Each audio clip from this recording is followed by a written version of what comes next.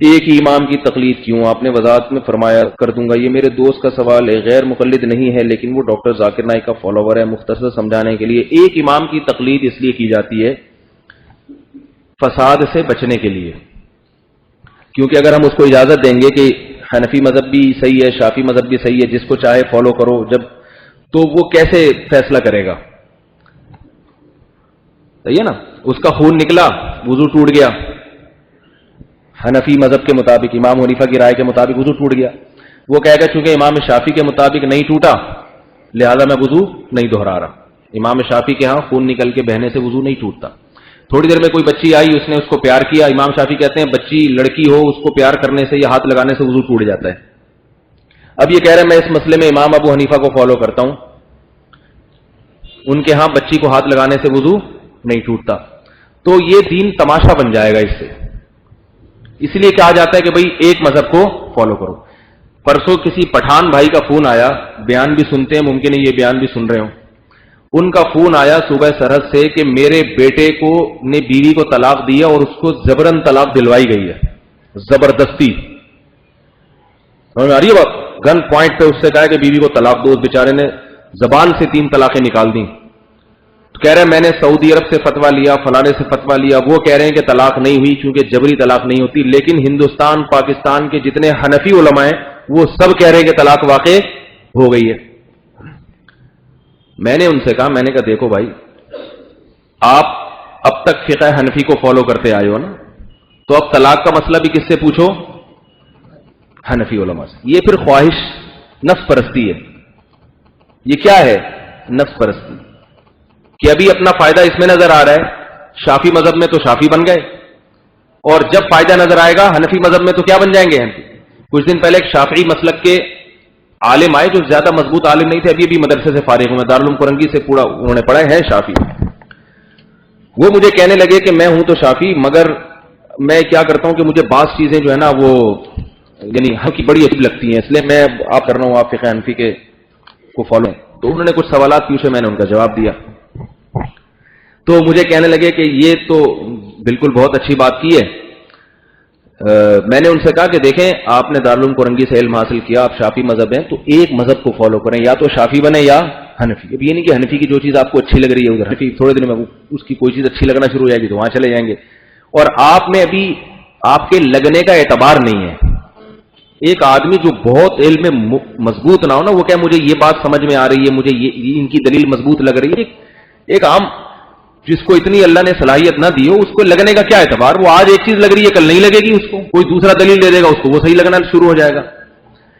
تو کہنے لگے نہیں میں شافعی مذہب ہی قبول کروں گا، لیکن ایک چیز ہے پھر جب پورا شافعی مذہب فالو کرنے میں ایک مشکل ہے. میں نے کہا کیا مشکل ہے؟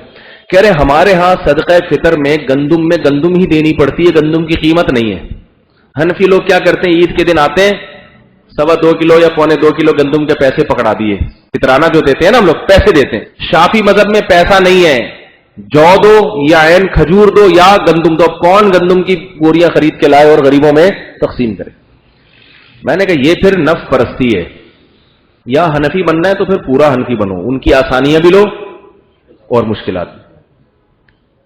جبری طلاق فقہ حنفی میں واقع ہوتی ہے، فقہ شافعی میں واقع نہیں ہوتی. لیکن اگر کوئی حنفی ہے تو وہ طلاق کے مسئلے میں حنفی مذہب کو فالو کرے گا، لیکن زکوٰۃ اور صدقہ فطر میں اس کو آسانی ہوگی. بھئی امام حنیفہ کے ہاں سونے کی زکوٰۃ پیسوں کے ذریعے بھی دے سکتے ہیں. ہمارے یہاں کتنے لوگ ہیں سونے کی زکوٰۃ پیسوں سے دیتے ہیں نا. شافعی اور حنبلی مذہب میں سونے کی زکوٰۃ پیسوں سے نہیں دے سکتے. عورت اپنا زیور کاٹ کے دے گی غریب مسکین کو، پیسے نہیں دے سکتی. وہ سمجھ میں آ رہی ہے بات؟ اس کو زیور کا ٹکڑا کاٹنا پڑے گا. یہاں کے فوراً کیا بن جائیں گے؟ حنفی مفتی سے فتویٰ لے رہے ہیں. سمجھ میں آ رہی ہے بات؟ تو یہ دین کے نام پہ مذاق بن جاتی ہے یہ چیز. تو ایک فقہ کو انسان فالو کرتا ہے، اب اس میں قیامت کے دن اللہ پوچھے کہ تو نے یہ آسانی یہاں سے کیوں لی؟ آپ کہہ سکتے ہیں اللہ اس مشکل فتوے کو بھی تو میں نے فالو کیا نا ان کے. اس کے اور بہت سارے جوابات ہیں، ابھی وقت نہیں ہے، وقت بہت زیادہ ہو گیا. تو یہ اس میں انتظام کو برقرار رکھنے کے لیے، اور اب فوراً کوئی لوگ سوال کرتے ہیں کہ یہ شریعت میں کہاں ہے کہ انتظام کو برقرار رکھنے کے لیے ضروری ہے.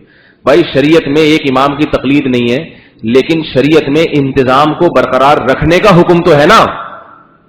اور انتظام کو برقرار رکھنے کے لیے جو بھی لوازمات ہیں وہ خود بخود شریعت میں واجب ہو جائیں گے. ایک ایک عالم ہے، وہ ایک ایسی تقریر کرتا ہے جو بذات خود درست ہے، لیکن اس کا لوگوں کو فائدے کے بجائے نقصان ہو رہا ہے، تو علماء کہیں گے نا کہ بھئی یہ ابھی وقت نہیں ہے، یہ کام مت کرو، اس سے لوگوں میں انتشار پھیلے گا. وہ کہے کہ یہ کہاں لکھا ہوا ہے کہ اتنے دن فلاں بج کے فلاں منٹ پہ میرے لیے اس موضوع پر بیان کرنا ناجائز ہے؟ قرآن میں کہاں لکھا ہوا ہے؟ کون دکھائے گا قرآن میں یہ لکھا ہوا ہے کہ آپ اس موضوع پر تقریر نہ کریں؟ لوگ کہیں گے قرآن میں یہ لکھا ہے کہ اللہ فساد کو پسند نہیں کرتے. تو ہر وہ کام جو فساد کا ذریعہ بنے گا وہ اس آیت کی روشنی میں خود بخود حرام ہو جائے گا. اب اگر ایک مذہب کو فالو نہ کیا جائے تو اس میں فساد در فساد ہے. طلاق کا مسئلہ کبھی کہاں سے لے گا، کبھی کہاں سے لے گا. اکثر میں اس کی ایک مثال دیتا ہوں کہ ایک آدمی 3 طلاقیں دے کے میرے پاس آیا اور کہنے لگا کہ میں نے کہا ہو گئی طلاق، تو کہہ رہے میں نے سعودی عرب کے مفتی اعظم کا فتویٰ پڑھا ہے کہ وہ کہتے ہیں ایک ہوتی ہے. میں نے کہا سعودی عرب کے مفتی اعظم یہ بھی کہتے ہیں کہ جو آدمی ایک نماز جان بوجھ کر چھوڑ دے وہ دائرہ اسلام سے خارج ہے. ٹھیک ہے نا؟ تو آپ اگر اپنی بیوی سے دوبارہ نکاح کر بھی لوگے تو آپ کی بیوی بھی بے نمازی اور آپ بھی بے نمازی. تو جب نماز چھوڑ کے نکاح ٹوٹ گیا پھر نکاح توبہ بھی کرو، قضا بھی پڑھو نماز کی اور دوبارہ نکاح بھی پڑھاؤ. پھر جب نماز چھوڑی دوبارہ نکاح ٹوٹ گیا تو سارا زندگی نکاح ہی پڑھاتے رہو گے. اور اگر نماز چھوڑی اور توبہ کیے بغیر مر گئے تو شیخ بن باز کا فتویٰ ہے کہ ایسے آدمی کو مسلمانوں کے قبرستان میں دفن کرنا جائز نہیں. تو میں نے کہا وصیت لکھ کے جاؤ کہ میں شیخ بن باز کو فالو کرتا ہوں، طلاق کا مسئلہ ان سے پوچھتا ہوں، لہذا میں اگر نماز کسی دن قضا ہوئی اور توبہ کیے بغیر مر گیا تو مجھے مسلمانوں کے قبرستان میں دفن نہ کیا جائے. کہہ رہے نہیں میں اس فتوے کو نہیں مانتا ان کے، میں ان کے اس فتوے کو نہیں مانتا. میں نے کہا کیوں نہیں مانتا؟ کہہ رہے میں دلیل کو مانتا ہوں، میں کسی مفتی کو نہیں مانتا. ابھی تھوڑی دیر پہلے کیا کر رہا تھا؟ سعودی عرب کے مفتی اعظم. اب کہاں گیا؟ میں دلیل کا مانتا ہوں، میں کسی مفتی کو نہیں مانتا. میں نے کہا اچھا چلو دلیل.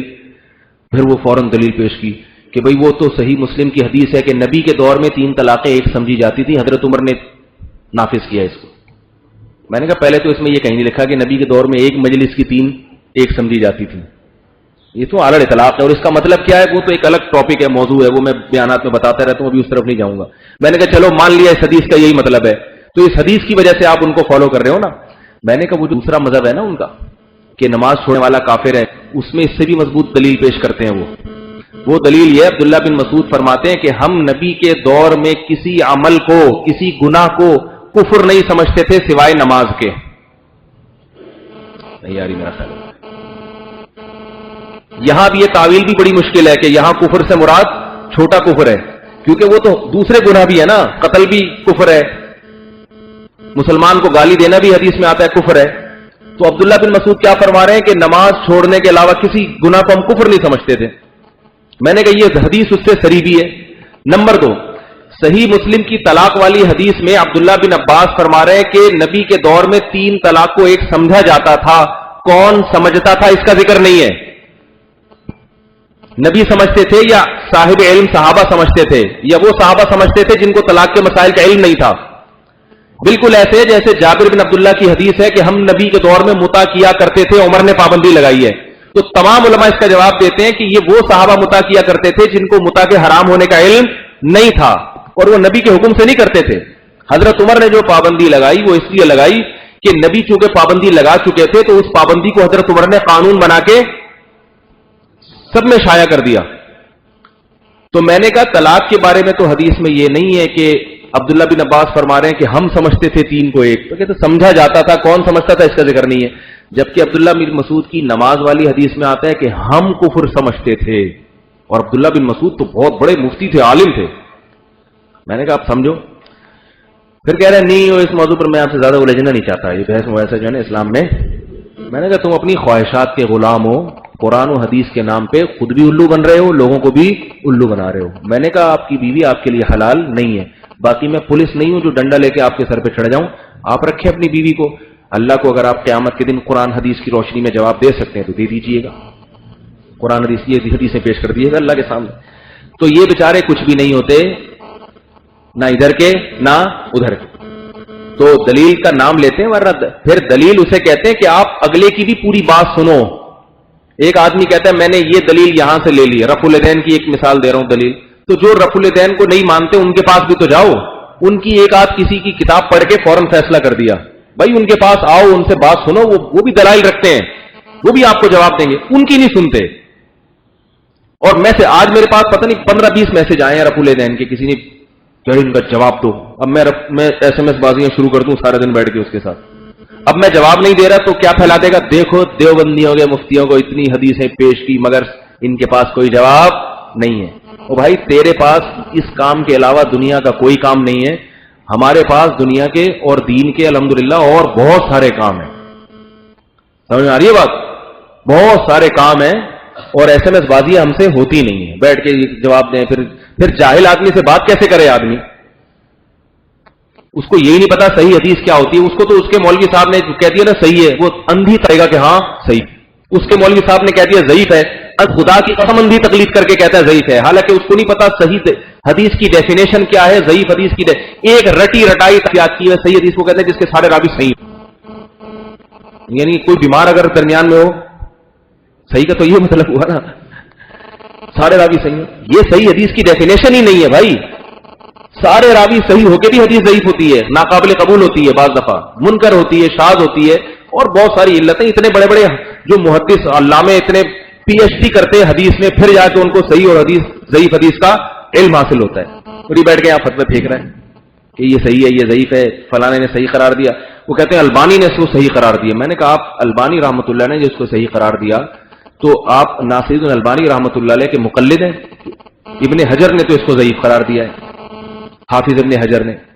اب وہ فوراً کہتا ہے کہ ابن البانی سے مقام, البانی بہت بڑے تھے. میں کہا ابن حجر ناصر البانی سے بھی بڑے عالم تھے, اور علامہ البانی نے جو کچھ لکھا ہے ابن حجر کے علوم ہی سے فائدہ اٹھا کے لکھا ہے. اور اگر بعض دفعہ ایسے ہوتا ہے کہ ابن حجر رحمۃ اللہ نے حدیث کو صحیح لکھا ہوتا ہے, البانی نے ضعیف لکھا ہوتا ہے. اب تحقیق کرو نا. بس ان کے مولوی صاحب کہتے ہیں کہ البانی نے صحیح کہا ہے تو صحیح ہے, ابن حجر نے ضعیف کہا تو اس کا اعتبار نہیں ہے, فوراً مان لے گا اس کو. تو یہی اندھی تقلید ہے, یہی اندھی تقلید ہے.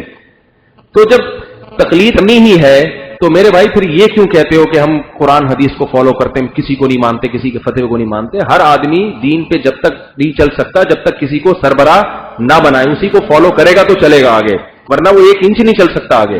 ہاں بعض فالو کر کے مانتے ہیں کہ ہم جاہل لوگ ہیں, فالو کرتے ہیں, اور بعض کہتے ہیں کہ ہم پڑھے لکھے ہیں, مگر ان بیچاروں کو یہ علم نہیں ہوتا کہ ہم پڑھے لکھے ہیں نہیں.